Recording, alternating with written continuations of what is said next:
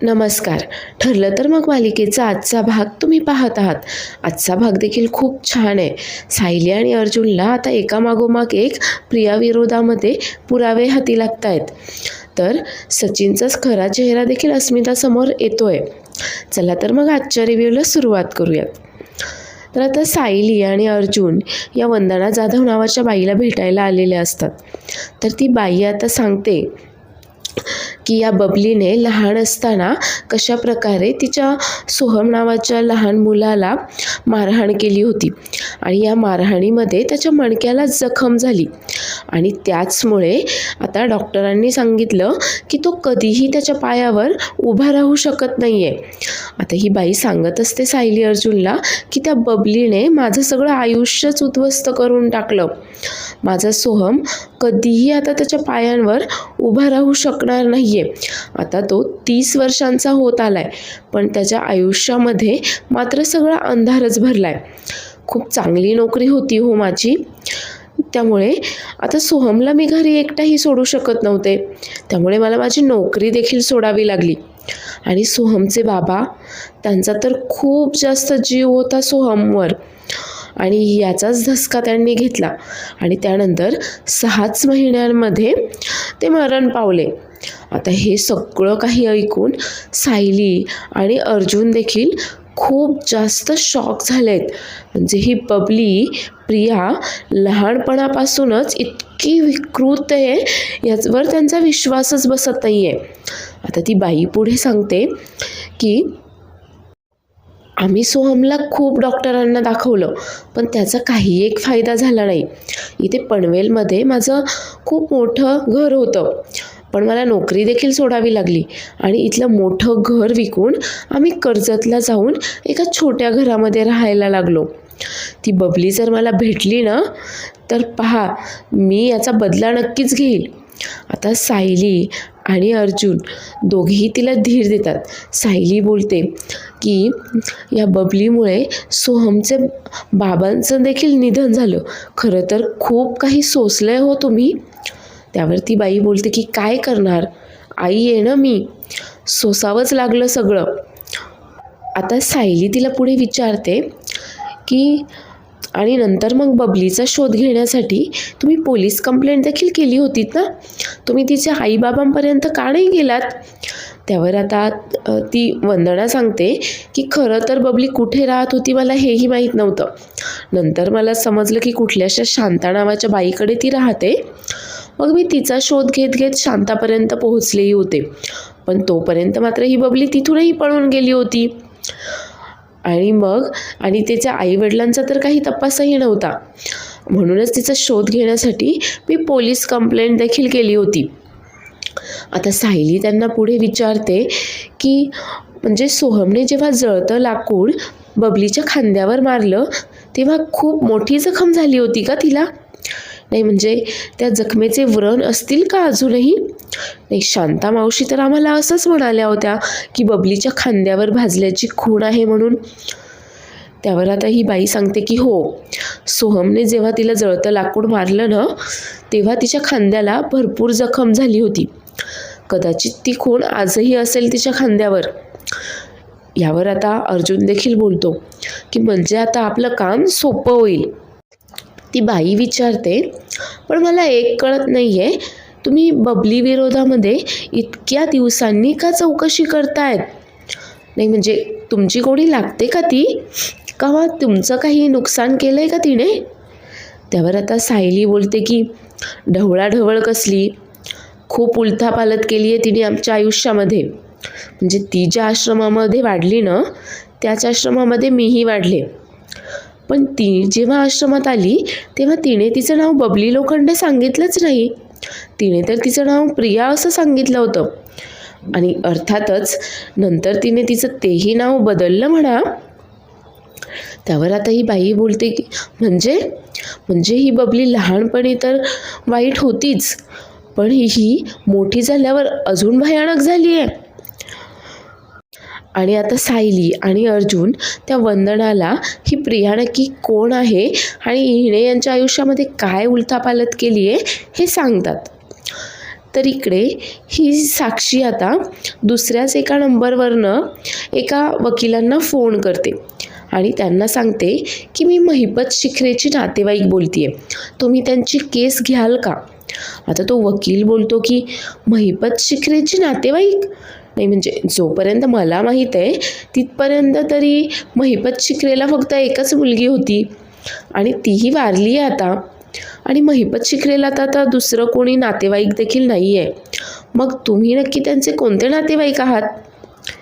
त्यावर आता ती बाई म्हणजेच ही साक्षी मात्र खूप चिडते आता त्या वकिलावर आणि बोलते की तुम्ही पर्सनली ओळखता का त्यांना? त्यावर आता हा वकील सांगतो की नाही, पर्सनली तर मी तसा ओळखत नाही त्यांना. त्यावर आता साक्षी बोलते की मग तुम्हाला काय माहिती बरं त्यांच्या नातेवाईकांबद्दल? मी पुतणी बोलते आहे त्यांची, आणि आमच्या पडत्या काळामध्ये ना खूप मदत केली आहे त्यांनी मला. बरं ते सगळं जाऊ द्यात, तुम्हाला कसं काय करायचं नसतं चौकशा करून? बरं तुम्ही त्यांची केस घ्याल का? त्यावर आता तो वकील सांगतो की अहो कसं शक्य आहे, त्या केसचा निकाल आधीच लागला आहे, ते आधीच गुन्हेगार म्हणून ठरले आहेत आणि त्यांना शिक्षा देखील झाली आहे, मग आता कसली केस लावायची परत? हे काही शक्य नाही आहे. आता मात्र साक्षी चिडते आणि बोलते की काय, मग इतका वेळ काय माझा टाईमपास करत होतात का? आधी सांगायला काय झालं होतं बरं? आणि रागातच ती फोन कट करते. आता हा वकील बोलतो काय बाई आहे बरं ही, आणि तोही आता फोन ठेवून देतो. ही साक्षी मध्ये मध्येच आता खूप स्मार्ट असल्यासारखं दाखवतात, तर मध्ये मध्येच आता ती खूप बावळट असल्यासारखंही दाखवतात. नक्की काय चाललेलं असतं हे मला तरी आजपर्यंत कळालेलं नाही आहे. असो, तर आता सायली आणि अर्जुन देखील आता घरी पोहोचले आहेत आणि ते घराच्या गेटवरच असतात खरं तर. तर आता त्यांचं तेच डिस्कशन चाललं असं. अर्जुन बोलतो की ही प्रिया इतकी विकृत होती लहानपणापासून, माझा तर विश्वासच बसत नाही आहे, आणि तिच्याबद्दल जसजशा नवीन गोष्टी कळत आहेत ना तसतसा तिच्याबद्दलचा मनातील राग वाढतच चालला आहे. त्यावर सायली देखील बोलते हो ना, मी देखील हाच विचार करते आहे की एखादा माणूस लहानपणापासूनच इतका विकृत कसा काय असू शकतो बरं? नाही, पण ते एक बरं झालं की ती बाई आपल्याला मदत करायला तयार झाली. आता जेव्हा कधी आपण तिचं सत्य सगळ्यांसमोर आणू तेव्हा या वंदनाची आपल्याला मदत होईल. त्यावर सायली बोलते की हो, ते सगळं बरोबर बोलताय तुम्ही, पण जेव्हा कधी प्रिया तन्वी नाही आहे हे आपण घरच्यांना सांगू, तिच्या विरोधामध्ये ॲक्शन घेऊ, तेव्हा मात्र तिचे खरे आई बाबा सदा महिना देखील तिथे असायलाच हवेत, आणि आपल्याला लवकरात लवकर त्यांचा शोध घ्यायला हवा आहे. पण ते तर पनवेलमध्ये देखील नाही आहेत. त्यावर आता सायली बोलते की हो, मला खात्री आहे की प्रियानेच त्यांना गायब केलं असणार आहे, आणि माझ्याकडे एक आयडिया देखील आहे. आता सायलीकडे या सदा महिन्याला शोधण्यासाठी काहीतरी प्लॅन आहे, जो की तो इथे आता अर्जुनला सांगते. तर आता तन्वी तिच्या खोलीमध्ये आहे आणि अश्विनचा तिला फोन आला आहे की अश्विनला काहीतरी इमर्जन्सी आली आहे, त्यामुळे अश्विन काही आता रात्रभर घरी येऊ शकत नाही आहे, तो आता डायरेक्ट सकाळीच घरी येणार आहे. तर आता प्रिया देखील हसून त्याच्याशी खोटं खोटं का होईना चांगलं बोलते की ठीक आहे, तू काही काळजी करू नकोस, आता इमर्जन्सी आली आहे म्हटल्यावर काय करणार. आणि ती फोन ठेवते तर पाहते तिचा मोबाईलला काही चार्जिंग नसते, त्यामुळे ती मोबाईल चार्जिंगला लावून आता खोलीतून बाहेर जाते.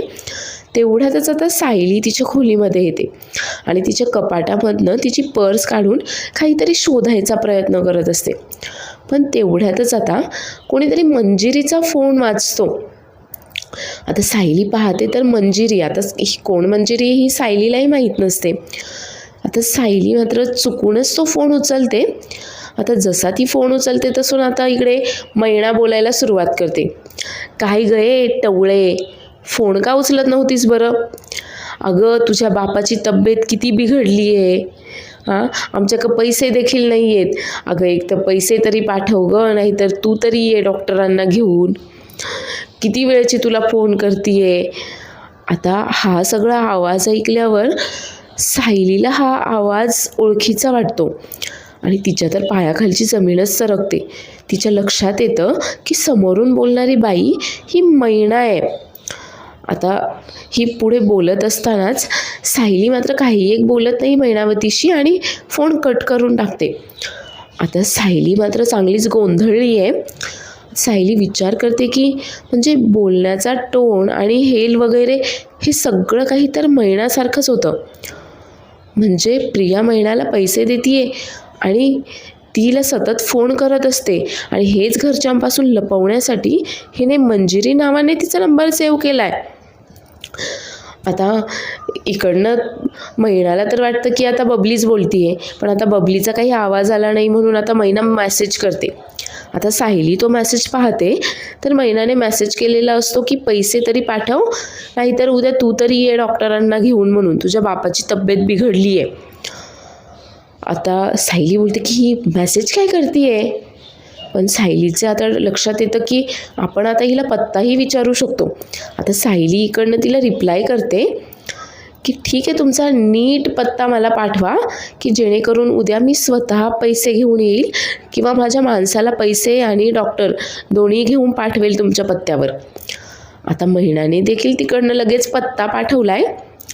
आता सायली पटकन तो पत्ता स्वतःच्या मोबाईलवर सेंड करते आणि ते मेसेजेस वगैरे जे असतात ते सगळं डिलीट करून टाकते. आता तेवढ्यातच तिला प्रियाच्या येण्याची चाहूल लागते. तशी ती दरवाजाच्या मागे जाऊन लपते आणि प्रियाने दार उघडून आत येताच सायली मात्र तिथून सटकते. आता ही प्रिया येऊन मोबाईल पाहते आणि विचार करते की याचं स्क्रीन लॉक कशी झाली नाही आहे, स्क्रीन तर ऑनच आहे. आणि ती मैनावतीचा मेसेज पाहते आणि आता स्वतःशीच बडबडत असते की ब्रश करण्याआधी तर पैसे मागतीये ही बाई, काय करावं बरं हिचं. तर सायली आता अर्जुनला त्यांच्या खोलीमध्ये आल्यानंतर हे सगळं काही सांगते. त्यावर अर्जुन बोलतो की ठीक आहे, चल आता झोपूयात आपण, उद्या सकाळी आपल्याला सदा मैनाकडे जायचं आहे. त्यावर आता खरं तर सायली खूप बेचैन असते. तिला खरोखरच आता सदाची काळजी वाटत असते. आता सायली बोलते की पण तोपर्यंत जास्त उशीर तर नाही ना होणार, आपण आत्ताच जायचं का. त्यावर आता अर्जुन बोलतो की आत्ता, अगं आता वाजलेत किती ते तरी पहा, किती उशीर झाला आहे आता. त्यावर सायली बोलते की अहो, त्या सदाची तब्येत खरंच खूप बिघडली आहे हो. नाही म्हणजे मैना बोलत होती तसं, आणि बबली फोन उचलत नाही आहे, तिच्याकडे पैसेही नाही आहेत डॉक्टरांसाठी औषधांसाठी, त्यामुळे ती खूप अशी घाबरलेली होती हो. आपण आत्ताच जाऊन पाहूयात का. आता खरं तर अर्जुनला सायलीचं नक्की काय चाललं आहे ना ते कळतच नाही. त्यावर अर्जुन बोलतो की अगं हे तू बोलतीयस का, अगं त्या माणसांनी फसवलं आहे आपल्याला, कसं वागले ते आपल्यासोबत, आपल्या घरात चोरी देखील केली आणि तरी देखील तू हे असं बोलतेस त्यांच्याबद्दल. त्यावर सायली बोलते की अहो तो त्यांचा स्वभाव होता, ते त्यांच्या स्वभावाप्रमाणे आपल्याशी वागले, आपण आपल्या स्वभावाप्रमाणे वागूयात ना. आणि ह्या अशा सिच्युएशनमध्ये तुम्ही किंवा मी, आपल्या घरातलं कोणीही असतं तर काय केलं असतं बरं त्यांनी, ते डॉक्टरांना घेऊन पोहोचलेच असते ना, मग आपण नको का त्यांची मदत करायला. आता खरं तर सायलीचं म्हणणं अर्जुनलाही पटतं आणि तो लगेच आता डॉक्टरांना फोन करतो. सायलीचं म्हणणं मला देखील पटतं आहे. नाही म्हणजे काही माणसं असतातच इतकी चांगली की समोरचा आपल्याशी कसा वागलाय हे त्याच्या वाईट काळामध्ये विसरून जाऊन अगदी त्याची मदत करतात. तर असो, तर इकडे आता सचिन खूप चिडचिड करतच येतो आणि अस्मिताला बोलतो की अस्मी, अगं मी ATMमधनं थोडीशी कॅश काढायला गेलो होतो, पण ते कार्ड इनॅक्टिव्ह दाखवतं आहे. तू काही कार्ड ब्लॉक वगैरे केलं आहेस का, किंवा तुझं अकाउंट ॲक्टिव्ह नाही आहे का. त्यावर आता अस्मिता बोलते की अरे असं कसं, अकाउंट ॲक्टिव्हच आहे माझं, आणि सकाळीच नाही का तुझ्यासमोर मी ते डिलिव्हरीवाल्याला पेमेंट केलं, तेव्हा तर झालं पेमेंट, मग इनॅक्टिव्ह कसं असेल बरं अकाउंट. आता हा चिडचिड करतच बोलतो की काय बाप आहे ना मी, मला माझ्या बाळासाठी साधं एक खेळणं देखील घेता आलं नाही आहे. त्यावर आता अस्मिता बोलते की झालं असेल बँकचा वगैरे काही इश्यू असेल. पण आता या सचिनला मात्र काही राहवत नाही आणि तो तिला बोलतो की अगं मी 4-5 ATMमध्ये जाऊन चेक केलं, बरं तुझ्याकडे दुसरं एखादं कार्ड वगैरे आहे का दुसऱ्या अकाउंटचं, ते दे ना मला. त्यावर आता अस्मिता बोलते की नाही, माझ्याकडे एकच अकाउंट आहे आणि त्याचे तू जेव्हा जेव्हा पैसे मागितलेत ना तेव्हा तेव्हा मी तुला cash, debit card, credit card दिलंच आहे की. माझ्याकडे हे एवढंच एकच अकाउंट आहे. आणि आता खरं तर पैसे न मिळाल्यामुळे सचिन खूप चिडलेला असतो. आता तो तिला बोलतो की सॉरी म्हणजे टेन्शनच एवढं आहे ना की माझी चिडचिड होते. तर तेवढ्यातच आता कल्पना आणि प्रताप येतात. तर कल्पना आवाज देते अस्मिताला, अस्मिता येऊ का गं? तर अस्मिताही बोलते हो ये ना. आता खरं तर प्रताप आणि कल्पना दोघेही बाळासाठी गिफ्ट घेऊन आलेले असतात. तर कल्पना बोलते की बाळ झोपलं आहे का? अगं मग तू देखील झोपायचंच ना. अगं असंच होतं, आईला जेव्हा झोप येते ना तेव्हा नेमकं बाळ जागी होतं. आई जेव्हा जेवायला बसते, आईच्या तोंडात घास गेला की बाळ रडायला लागतं. त्यामुळे बाळ जेव्हा जेव्हा झोपत जाईल ना तेव्हा तेव्हा तू देखील तुझी झोप पूर्ण करत जा. त्यावर प्रताप देखील बोलतो की हो अगं, आता पुढचे काही महिने जागरणाचेच आहेत, त्यामुळे तू तुझ्याकडे लक्ष दे, तुझी झोप वगैरे व्यवस्थित करून घेत जा. त्यावर आता अस्मिता विचारते तुम्ही दोघे सहजच आला होतात का? त्यावर कल्पना सांगते अगं हो, हे बघ बाळासाठी काही गिफ्ट्स आणलेत आम्ही. उद्या पाडवा आहे ना, बाळाचा पहिलाच सण आहे. बाळाला सकाळी थोडंसं लवकरच तयार ठेव हं. आणि असं बोलून आता कल्पना आणि प्रताप तिथून जायला निघतात. तर आता अस्मिता प्रतापला बोलते की डॅड, अहो एक प्रॉब्लेम झाला आहे. म्हणजे काय झालं की सचिन आता ATMमधनं कॅश काढायला गेला होता, पण ते ATM कार्ड इनॅक्टिव्ह दाखवत आहे. काय झालं असेल बरं? त्यावर आता प्रताप बोलतो की अगं मला पण कसं माहीत असेल ना, तुझ्या अकाउंटमध्ये पैसे आहेत ना पण. त्यावर आता अस्मिता सांगते हो भरपूर पैसे आहेत. त्यावर आता प्रताप बोलतो की कदाचित त्या ATMच्या मशीनचा वगैरे काही प्रॉब्लेम असू शकतो. आता सचिन लगेच बोलतो नाही नाही, मी 4-5 ATMमध्ये जाऊन आलो, पण तरी देखील ते इनॅक्टिव्हच दाखवत होतं. आता मात्र कल्पना देखील बोलते की मला पण कसं काय माहीत असेल ना. त्यावर आता प्रताप बोलतो की असेल काही प्रॉब्लेम असेल बँकचा वगैरे, काही टेक्निकल ग्लिच असू शकतो. त्यावर आता ही अस्मिता बोलते की मी ना एक काम करते, उद्याच लगेच बँकमध्ये फोन करून आहे ना हा सगळा काही प्रॉब्लेम सॉर्ट आऊट करते. आता मात्र प्रतापही थोडासा घाबरतो, कारण आता अस्मिताने जर फोन केला तर तिलाही कळेल की घरच्यांनीच तिचं अकाउंट इनॅक्टिव्ह करायला सांगितलं आहे. त्यामुळे प्रताप बोलतो की अगं तू कशाला धावपळ करतेस बरं एवढी, तू आराम कर. एक काम करतो, मी उद्याच लगेच तुझ्या बँकमध्ये फोन करून काय प्रॉब्लेम झाला आहे काय नाही तो पाहतो आणि सगळं सॉर्ट आऊट करतो. बरं ते सगळं जाऊ देत, तुला पैसे हवेत का? तुला कॅश देऊ का मी आत्ता? त्यावर अस्मिता बोलते की नाही नाही, एवढी काही घाई नाही आहे, काही अर्जंट नाही आहे मला, आणि तसंही उद्या अकाउंट ॲक्टिव्ह झाल्यानंतर परत पैसे काढता येतीलच की, लगेच काही घाई नाही आहे. आता त्यानंतर कल्पना आणि प्रतापही तिथून निघून जातात. तर खरं तर आता प्रतापने पैसे देऊ का म्हटल्यानंतर सचिन खुश झालेला असतो, पण अस्मिता मात्र पैसे घ्यायला नाही म्हणते. त्यामुळे आता तो खरं तर अस्मितावर चिडला आहे आणि अस्मिताला बोलतो की अस्मी, अगं देत होते ना ते पैसे, 10-20 हजार घ्यायचे होतेत ना मग त्यांच्याकडनं. त्यावर अस्मिता बोलते की अरे पण कशाला, आहेत ना माझ्या अकाउंटवर पैसे, आणि तसंही उद्या हा सगळा प्रॉब्लेम सॉर्ट आऊट झाल्यानंतर आपल्याला पैसे काढता येतीलच की. त्यावर आता हा सचिन खूप चिडतो अस्मितावर आणि तिच्याशी काहीही न बोलता आता त्याच्या पॉकेटमधनं तो मोबाईल काढतो आणि बेडच्या दुसऱ्या बाजूला जाऊन मोबाईल पाहत बसतो. आता त्याचं हे वागणं खरं तर अस्मितालाही खटकतं आणि तिलाही वाईट वाटतं जरा. तरी प्रिया आता किचनमध्ये पाणी घ्यायला आलेली असताना तिला सायली अर्जुनच्या खोलीचा लाईट चालू दिसतो. आता ती विचार करते की हे माझ्या विरोधात तर काही प्लॅन करत नाही आहेत ना, आणि लगेच घाई आता त्यांच्या दरवाजाला कान देऊनच ते काय बोलतायत ऐकायला तिथे जाते. तर इकडे सदाची तब्येत आता खूप बिघडत चालली आहे. त्याला खूप खोकला येतोय. तर मैना आता त्याला सांगत असते की अहो ती बबली पण फोन उचलत नाही. आता फोन उचलला तर ती काही बोलली पण नाही. झाला असेल मोबाईलचा काही प्रॉब्लेम झाला असेल, नाही तर मग ते सायली अर्जुन आहे ना, ते तिच्या मागे लागले असतील म्हणून तिला फोन उचलायला जमत नसेल. येईल ती उद्या पैसे घेऊन. जाऊ आता आपण उद्या डॉक्टरकडं. तुम्ही असा धीर सोडू नका बरं. तुम्हाला लवंग देऊ का? दातामध्ये धरा, जरा बरं वाटेल तुम्हाला. त्यावर आता सदाशिव खोकतच बोलतो की नाही, त्याचा काहीच उपयोग होत नाही आहे. हा काही साधासुद्धा खोकला नाही आहे. मला तर असं वाटतं आहे की आता मी जाणार आहे. त्यावर आता मैना बोलते की अहो असं काही पण नका बोलू हो. मी जाते डॉक्टरांना घेऊन येते, पण माझ्याकडे पैसेच नाही आहे तर मी काय बरं करू. आता ही मैना देखील खूप घाबरलेली असते आणि सदाची तब्येत मात्र एकाएकी बिघडते. आता तो एकदम शांत निश्चित पडून असतो. तर आता ही मैना आता बोलते की देवी आई माझ्या कुंकवाला वाचव ग. आणि आता ती रडायला वगैरे सुरुवात करते, कारण सदाची तब्येत खरंच खूप बिघडलेली असते. आता तीचं असं रडारड वगैरे सुरू असते. तर तेवढ्यातच सायली आणि अर्जुन दोघेही तिथे आता डॉक्टरांना घेऊन पोहोचतात.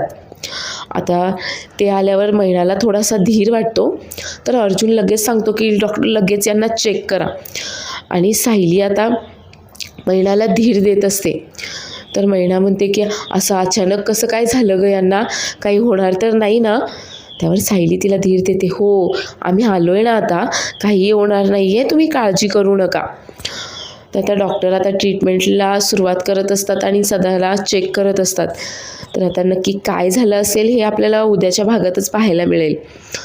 तर पुढील भागामध्ये आपण पाहणार आहोत की आता गुढीपाडव्याच्या सणासाठी सगळेजण मस्त रेडी झाले आहेत आणि सण साजरा करतायत. तर आता सायली मात्र काहीतरी बहाणा करून आता प्रियाच्या खांद्यावर जो वण असतो भाजल्याचा तो पाहते. आणि आता तिची तर खात्रीच पडते की हीच बबली आहे. आणि त्यानंतर ती अर्जुनला देखील खुणावते की हिच्या पाठीवर आहे तो वण म्हणून. तर प्रियाने आता पैसे घेऊन कदाचित त्या सदामैनाच्या पत्त्यावर कोणाला तरी पाठवलेलं असतं. तर ती त्या माणसाला फोन करते. तर तो माणूस सांगतो की तुमचं काम काही झालेलं नाही आहे, मी इथे आलो आहे तुम्ही दिलेल्या पत्त्यावर, पण इथे मात्र कोणीच नाही आहे. त्यावर आता ही प्रिया मात्र विचार करते की कुठे गेले असतील ते दोघं. नाही, ते सायली अर्जुनच्या तर हाती लागले नाहीत ना. आणि प्रिया चांगलीच घाबरली आहे. तर हा एपिसोड आवडला असल्यास चॅनेलला लाईक, शेअर आणि सबस्क्राईब करायला विसरू नका. आणि पुढील एपिसोड पाहायला देखील विसरू नका. धन्यवाद.